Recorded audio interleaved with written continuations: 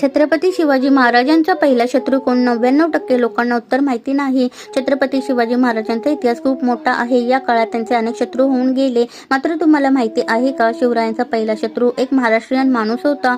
शिवचरित्राचे अभ्यासक अजित मोघे यांनी छत्रपती शिवाजी महाराजांच्या पहिल्या शत्रूबद्दल माहिती दिली आहे. एका मुलाखतीत त्यांनी या प्रश्नाचे उत्तर दिले आहे.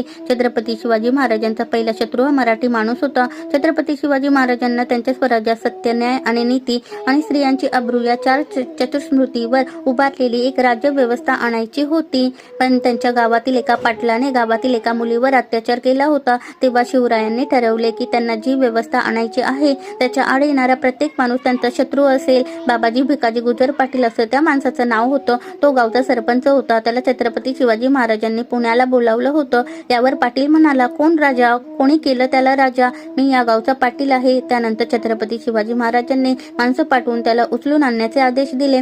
पाटील गडावर जाता शिवरायांनी एक हुकूम दिला. त्यांनी आदेश दिला की त्याचे 2 हात 2 पाय कोपऱ्यापासून तोडून टाका.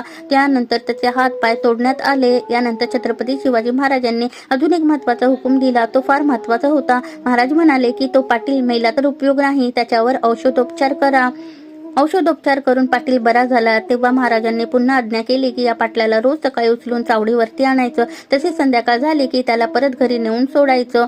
स्त्रीवर अत्याचार करणाऱ्या माणसाला काय शिक्षा होते हे रोज लोकांना दिसलं पाहिजे, हा त्यामागचा हेतू होता. यामुळे शिवरायांनी हा निर्णय घेतला होता. तेव्हापासून तो पाटील शिवरायांचा पहिला शत्रू मानला जातो.